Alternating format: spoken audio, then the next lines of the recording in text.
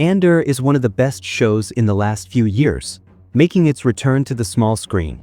With 2 years having passed since Season 1 wrapped up, we thought many fans might need a refresher. Here's everything you need to remember about Season 1 before watching Season 2. Our story kicks off with Cassian Andor moving through the rain-soaked, dimly lit streets of Morlana 1, a corporate-controlled world, in the year 5, before the Battle of Yavin.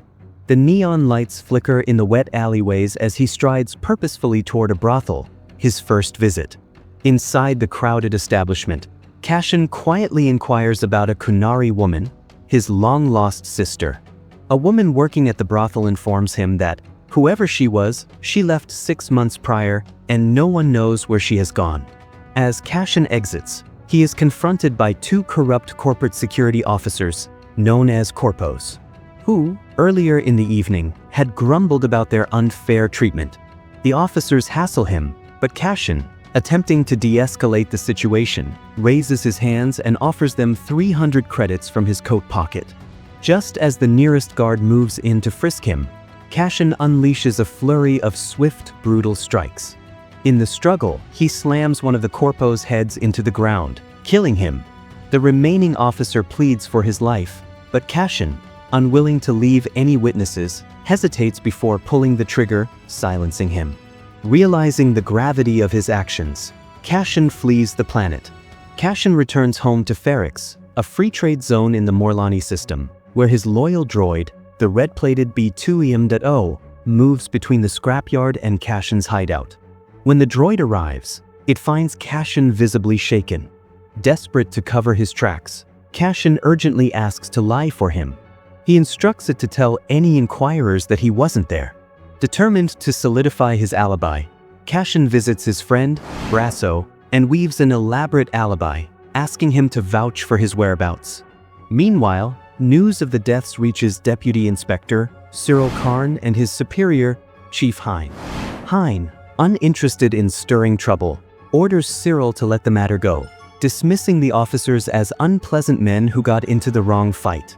The chief insists that their deaths should be officially reported as occurring while assisting civilians but warns against making them out as heroes. However, Cyril refuses to accept this and secretly launches his own investigation. He traces a ship that departed Morlana 1 on the night of the incident and tracks it to Ferrix. Wasting no time, he issues a bulletin seeking information on a Kunari male. The story then shifts to a flashback to Cassian's childhood on Kunari. He and his sister live among a remote tribe of children. One day, they witness a ship crash landing deep in the forest. The tribe, painting their faces and arms in black markings, prepares to investigate. Back in the present, Cassian seeks out Bix, an ex-lover with valuable connections, pleading for help. He wants to sell an invaluable starship part to an anonymous buyer she knows. Initially hesitant, Bix eventually agrees and contacts the mysterious Luthen Rail. Meanwhile, tensions rise as Cassian's debts catch up with him.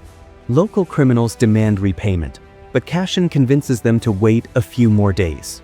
As he scrambles for an escape, Cyril intensifies his search for the Kunari fugitive. The people of Ferrix, known for handling things in their own way, are reluctant to cooperate. Nonetheless, Cyril orders his team to set up a bulletin desk, hoping for a lead. The scene flashes back to Cassian and his fellow children venturing toward the crashed Republic ship, his younger sister calling out to him as he disappears into the forest. A young Cassian, then known as Cassa, and his fellow children navigate the dense forest towards the shipwreck. They reach the crash site, where a crater forces them to take a detour. Inside the wreck, they discover a survivor, an armed soldier. When the tribe engages him with their primitive blowguns, he retaliates with gunfire, killing their leader.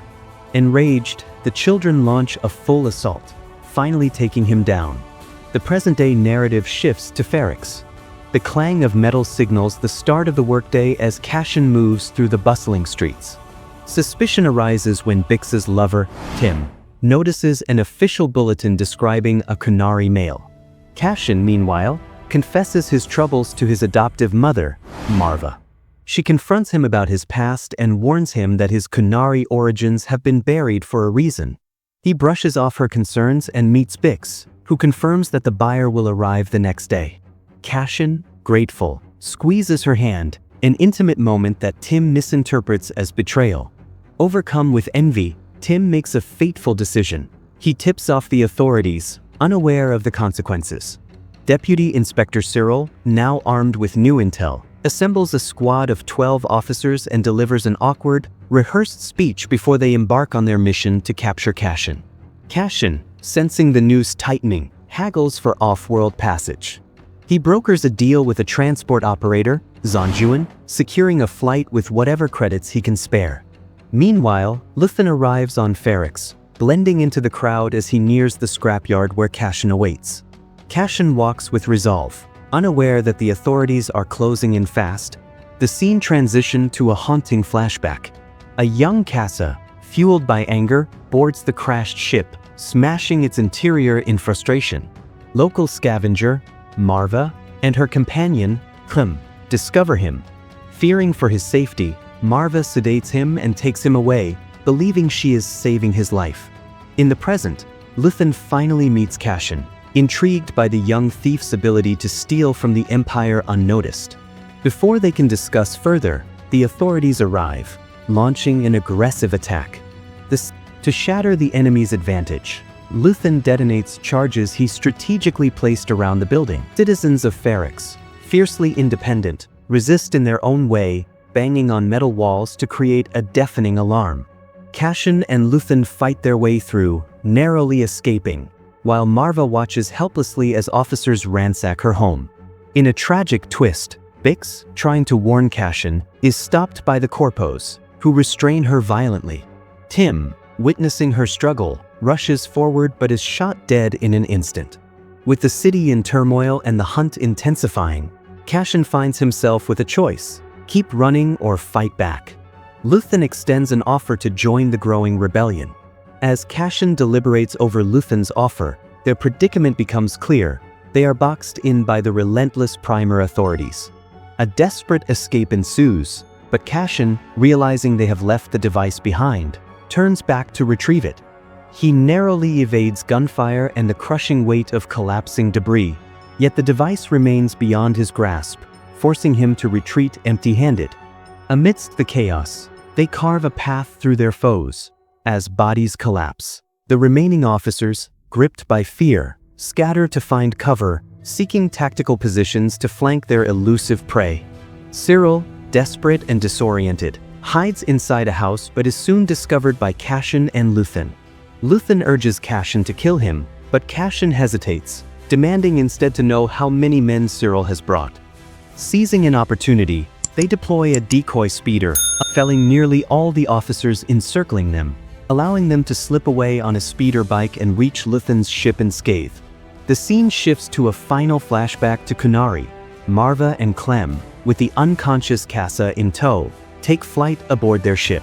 Though they save him from certain doom, they also sever him from his home and family, sealing his fate in exile. Cassian, now aboard Luthen's ship, nurses his wounds as Luthen charts a course for Aldhani. Offering a hefty sum of 200,000 credits, he entices Cassian to join his cause, a mission that promises to strike a heavy blow against the Empire. Cassian, ever the pragmatist, initially refuses, unwilling to risk his life for a rebellion he does not believe in. But Luthen is relentless. He sees through Cassian's hardened exterior and speaks to the hatred he knows lies beneath. The offer is not just about credits, it is a chance for vengeance. Reluctantly, Cassian agrees to join the fight. Meanwhile, on Coruscant, within the sterile halls of the Imperial Security Bureau, agents convene to discuss the uprising on Ferrix. Dedra Meero, a calculating and ambitious ISB officer, takes particular interest in the stolen Starpath unit, which was taken from an Imperial naval base under her jurisdiction. Elsewhere, Cyril, Sergeant Mosk, and Chief Hein are summoned to ISB headquarters, where they face reprimand for the disastrous mission. The Empire, seizing upon the chaos, tightens its grip and assumes full control of the Morlana system. As Luthen and Cassian arrive on Aldhani, they are met by Vel, the leader of a small but determined rebel cell. Skeptical and unwilling to trust a last-minute addition to her team, Vel resists Luthen's insistence that Cassian be included. When she learns he is being paid, her anger flares. Yet, with no other choice, she concedes. Cassian, under the alias Clem, is now part of the crew. Meanwhile, Luthen departs, returning to Coruscant where he adopts the guise of a wealthy antiquities dealer, Rael Lemix. At his shop, he meets with Senator Mon Mothma. Under the guise of discussing rare artifacts, they speak in hushed voices about the growing rebellion. Mothma is under increasing scrutiny. Every move she makes is watched. She seeks to bring another ally into their cause, but Luthen warns against the risk. The weight of their mission and the danger it brings settles between them. Returning home, Mothma finds her husband, Perrin, preparing for a dinner in honor of an imperial governor. The guest list is filled with names she distrusts, a reminder of how isolated she has become even in her own home. On Aldhani, Cassian integrates into the rebel camp, meeting Arvel Skeen, Tarmin, Karis Nemik, and Cinta. Together, they prepare for their daring heist to rob the Imperial garrison of its entire quarterly payroll. The operation hinges on a celestial event known as the Eye of Aldhani, a rare phenomenon that will serve as their cover. Though Cassian still wavers in his commitment to the cause, Vel makes it clear there is no turning back now. Elsewhere, Cyril, now disgraced, defeated, and adrift, returns to his mother's house. She scolds him for his failures and reaches out to his uncle in search of an opportunity to restore his future. Once an ambitious officer, Cyril is now nothing more than a fallen man grasping for redemption. On Aldhani, Cassian awakens to find his belongings scattered. Skeen, ever distrustful, dismisses Cassian's concerns, brushing them aside as unimportant. Their exchanges reveal hidden scars. Tattoos on Skeen's body speak of imprisonment and affiliations with a shadowy entity known as By the Hand. Cassian, wary of revealing too much, spins a false past, claiming origins in a youth center called Sippo. The distrust within the crew remains palpable. Nemik, the idealist of the group, seeks to enlighten Cassian on the evils of the Empire. He speaks of the oppression that fuels the rebellion, how the Empire's reach extends beyond its borders, stealing not just resources but entire identities. But before he can fully delve into his manifesto, Termine interrupts, pulling Cassian back into preparations for the mission. The team meticulously plans the heist, constructing models of the Imperial garrison with wooden blocks. As they discuss the escape plan, Cassian quickly realizes a fatal flaw: the crew lacks a skilled pilot. Tensions rise as Cassian asserts his expertise, eventually forcing Vel to acknowledge that, without him, their chances of success dwindle. As the group rehearses Imperial formations, Cassian offers tactical advice, refining their movements. His knowledge proves invaluable, yet his presence continues to stir unease among the rebels. We are then introduced to Lieutenant Gorn, an Imperial officer stationed on Aldhani who secretly aligns himself with Vel's rebels. As they march toward the Imperial base, Cassian turns to Vel, his curiosity piqued, and asks why an Imperial lieutenant would entangle himself with the rebellion. Vel reveals Gorn's tragic tale. Once offered a promotion, he turned it down for love, captivated by a local girl. Yet fate was unkind. She left him, and in her absence, a deep resentment for the Empire took root within him. Meanwhile, as the journey continues, Skeen suddenly brandishes a knife at Cassian while they pause to rest and drink water. With a swift motion, he severs the necklace around Cassian's neck, the one Luthen had given him, demanding to know the truth behind the Kyber crystal and Cassian's real identity as Clem. In response, Cassian, his voice firm as he demands the necklaces back. Before tensions spiral further, Vel intervenes, her authority cutting through the hostility. She urges the group forward, warning that Imperial drones hover above, ever watchful. In a moment of honesty, Cassian confesses that he is merely a hired hand, revealing that he is being paid to aid the rebels. He justifies his revelation, saying that with his life on the line, he refuses to live in constant paranoia. When the others turn to Vel for confirmation, she lowers her head in disappointment, admitting that she knew all along. She defends her decision, explaining that Luthen had given her no choice. Cassian's inclusion was a necessity, or the mission would be scrapped. Cassian, however, dismisses Skeen's suspicion as nothing more than pre-heist nerves, an anxiety common before such high-stakes undertakings. As night falls, Vel encourages Skeen to mend the rift between him and Cassian. Skeen shares his past with Cassian. He once had a brother, taken by the Empire. An Imperial prefect not only stole his life but also his land, fueling Skeen's unyielding thirst for vengeance. The crew make their final preparations, the heist now inevitable. Meanwhile, far away, Luthen listens intently to a radio, his nerves taut with anticipation. He fears not just the outcome of the mission, but the dire consequences should Cassian or Vel fall into Imperial hands and trace the rebellion back to him. Meanwhile, Cassian and the rebel team on Aldhani, poised for their daring attempt to steal a vast cache of Imperial credits. They bide their time, waiting for the perfect moment to strike as the Dni people gather to witness the celestial spectacle. Within the Imperial ranks, Commandant Jehold Behaz and his officers regard the Dni with disdain, dismissing them as gullible and inconsequential. The Imperials are not just mere villains but multifaceted figures, driven by ambition, arrogance, and the pressures of the system. Behaz, eager to impress a visiting colonel, an esteemed engineer within the Empire, hopes to carry favor, using the rare celestial event as an opportunity for political maneuvering. As the story unfolds, another revelation emerges. Termine, a key member of the rebel team, was once a stormtrooper. The news unsettles Cassian, and Skeen whispers that Cinta, whose entire family was slaughtered by stormtroopers, took the discovery particularly hard. Despite this, Termine assumes command, orchestrating the disguises and infiltration plan.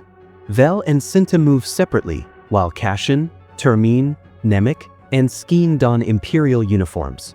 Lieutenant Gorn, in his role as a double agent, assigns them the duty of escorting the Dni pilgrims, using the opportunity to clear the base to only a skeleton of personnel. Before departing, he issues a direct order to Corporal Kimsey. No one is to enter without his express permission.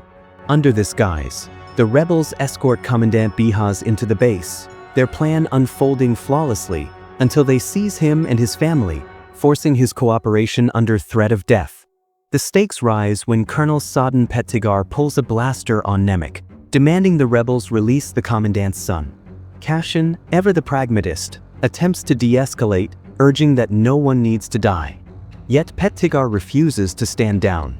Before he can act, Cinta and Vel descend from above like specters, and with a single, decisive shot, Cinta takes out Pettigar. Behaz, desperate, insists he has no access to the vault. But Vel calls his bluff. She knows the truth. Firmly, she warns him that unlike the Empire, she will honor her word and let them live, but only if he cooperates. With time slipping away, the rebels move to the hangar, leaving Cinta behind to guard the hostages. The vault secured, the heist continues. However, their scrambled communications are intercepted by Kimsey, who, sensing something amiss, mobilizes Imperial forces. Lieutenant Gorn, attempting to maintain his ruse, orders Kimsey to stand down. But the facade crumbles. Commandant Behaz, clutching his chest in distress, confirms Kimsey's suspicions. The tense standoff erupts into chaos. Blasters fire, alarms blare, and the base descends into bedlam. Amid the carnage, both Lieutenant Gorn and Termine fall, casualties of the cause.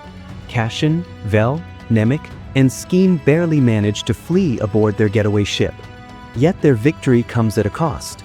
As they make their escape, Nemik is crushed beneath a massive crate of looted credits, his body broken, his dreams slipping away. Vel insists that they must press forward, but Cassian and Skeen insist on seeking medical help for Nemik. Upon arrival at the doctor's hideout, Skeen's true colors emerge. He proposes a betrayal, split the loot between himself and Cassian, abandoning the rebellion altogether. He admits his story of a lost brother was a fabrication. Greed was his only master. Cassian does not hesitate. Without warning, he shoots Skeen dead. Inside, Vel grieves for Nemik, who succumbs to his wounds. Before Cassian departs, Vel hands him Nemik's manifesto, honoring the young rebel's dying wish. Cassian, weary and disillusioned, takes the credits owed to him and walks away. Meanwhile, on Coruscant, news of the heist reaches Luthen, who allows himself a small, triumphant smile. The Empire, however, does not take the insult lightly. High-ranking officials gather in urgent deliberation, preparing their ruthless response. The weight of their wrath is about to descend upon the galaxy. Still haunted by the heist and Cassian Andor's vanishing act, Cyril confides in his recruiter he's resolute in catching the killer of the two corpos and redeeming his name. But his ambition is smothered beneath the weight of bureaucracy as he's relegated to a tedious job involving fuel, his frustration mounting. Meanwhile, within the cold order of the Imperial Security Bureau, Dedra carefully selects her uniform for a pivotal meeting, a quiet nod to the Empire's rigid, oppressive decorum.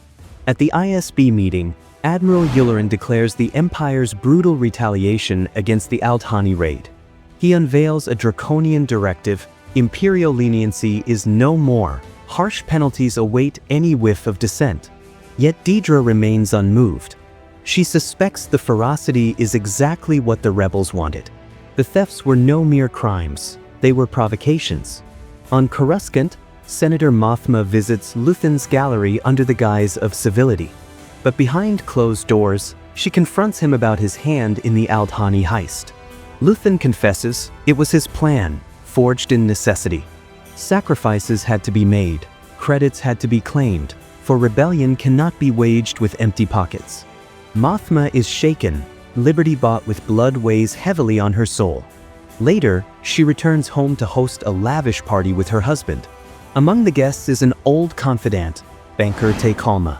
Away from prying ears, Mothma voices her fear, every move watched, every word measured. Her resistance to the Empire has branded her a nuisance, a threat. She discreetly asks Te for help. She needs to move money quietly, without Perrin's knowledge. She pleads for secrecy. Meanwhile, on Ferrix, Cassian returns to Marva. He tells her he's secured enough credits to run, to leave Ferrix, to leave the Empire behind. But Marva refuses. Though his heart aches to protect her, hers beats with defiance. The Aldhani heist has stirred something in her: courage. Now she must stay and fight. She tells him to leave Ferrix. In a moment rich with sorrow and resolve, Cassian bids farewell to Marva and Bee, promising he'll return. Before leaving, he finds Bix and asks for the name of the mysterious buyer, Luthen. But Bix insists she doesn't know. Cassian asks her to tell him forget him. He's no threat to him. On the distant world of Neamos, Vel meets with Clea, Luthen's assistant. They discuss Cassian. Clea, fearing exposure, orders Vel to kill him. But Vel hesitates. The weight of that order is heavier than she expected. People continue to feel the ever-widening ripples of the Aldhani heist. Across the galaxy, freedoms are crushed, punishments sharpened.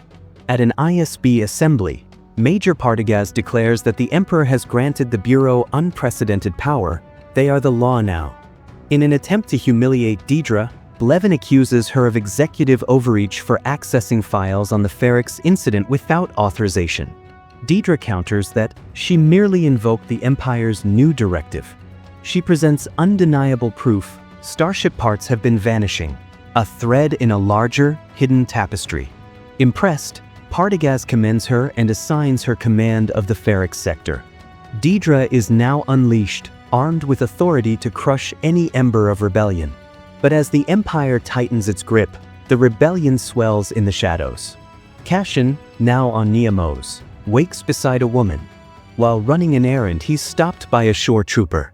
Despite his protests that he's just a tourist, he's arrested, judged, and sentenced to 6 years in Imperial prison. Cassian is transported to a remote prison on the bleak water world of Narkina 5. Still claiming innocence, back on Coruscant, Dedra sharpens her hunt for the elusive Axis, the code name for Luthen. She seeks out Cyril, drawn by his obsession with Cassian. Dedra hands him the report and asks him to help fill in the blanks. Cyril admits he was forced to sign the Ferrix report blind.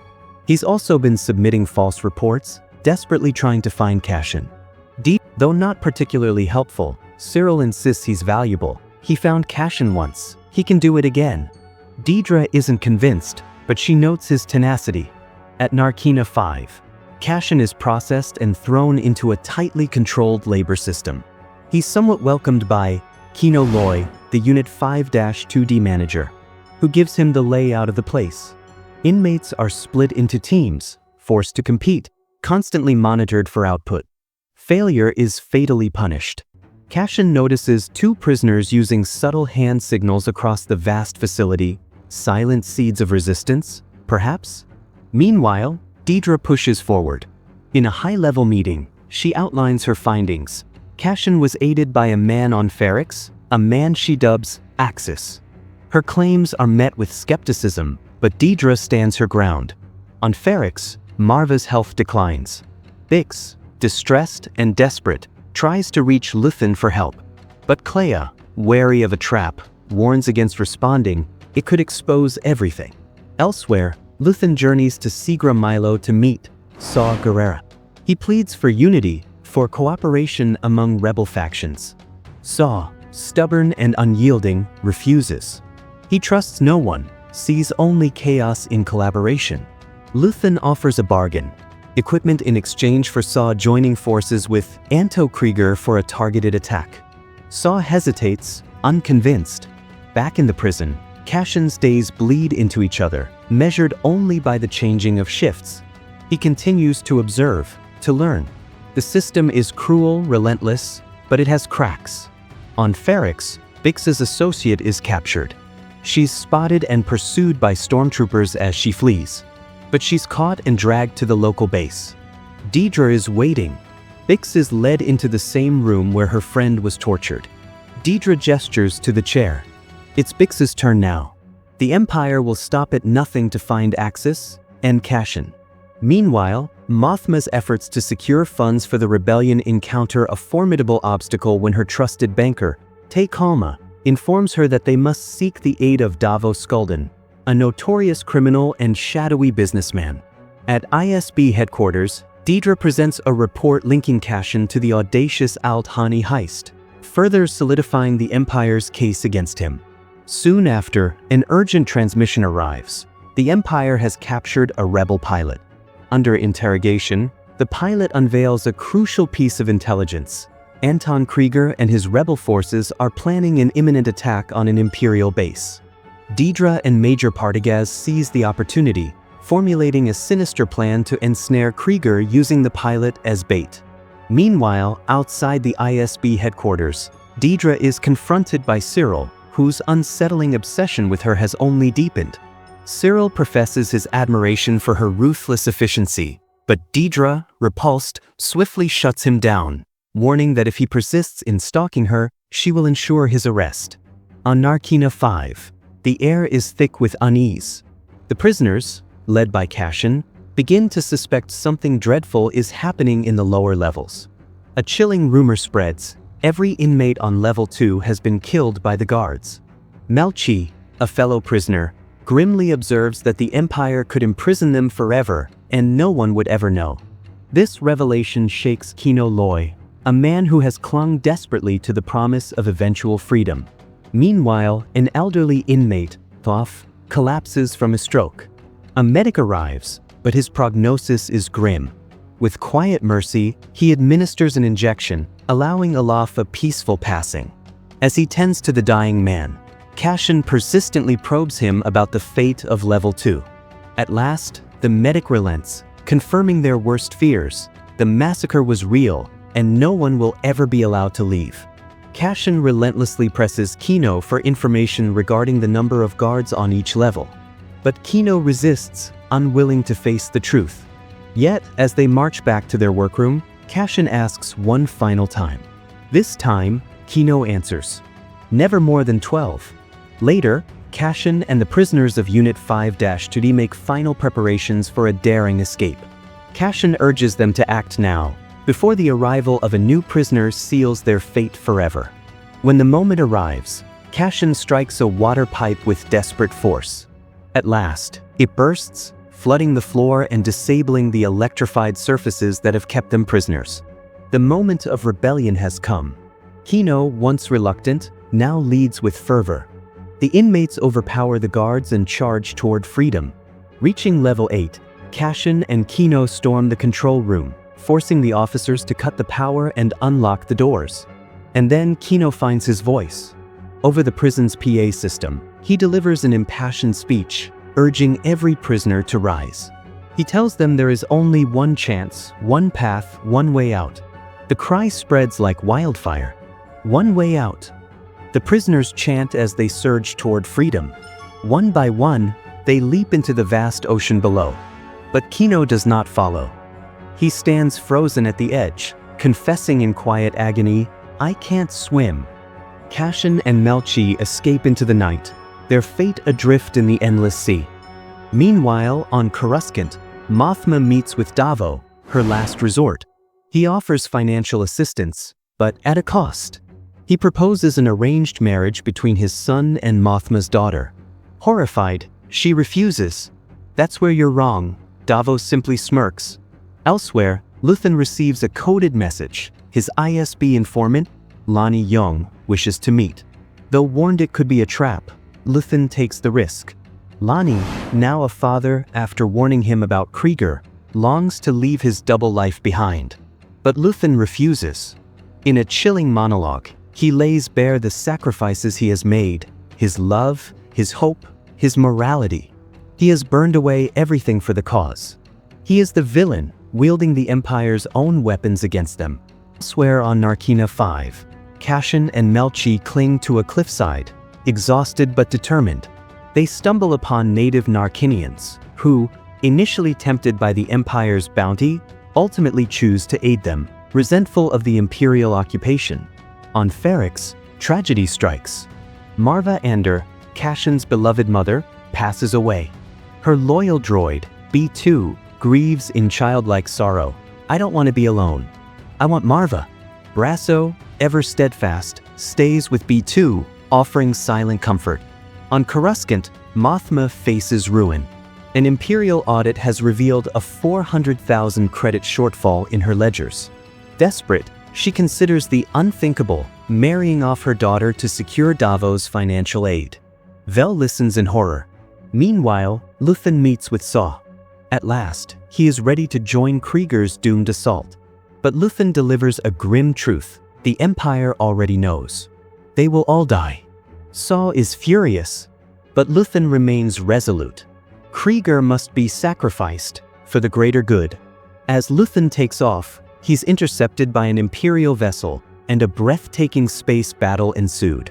Luthen masterfully evades capture, outmaneuvering his foes in a dazzling display of cunning and skill. Back on Niamos, Cassian retrieves his hidden stash of credits. A transmission from Ferrix reaches him. Marva is gone.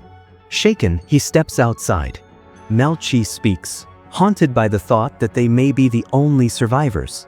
Someone must tell the galaxy about the horrors of Narkina 5.